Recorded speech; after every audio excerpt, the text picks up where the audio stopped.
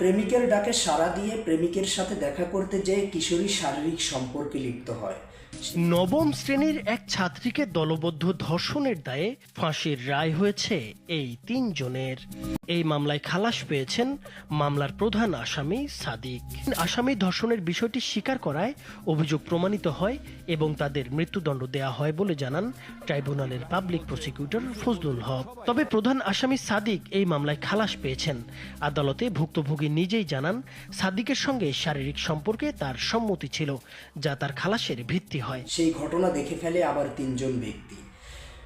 এই ৩ জন ব্যক্তিকে দেখে প্রেমিক তার প্রেমিকাকে ফেলেই পালিয়ে যায়।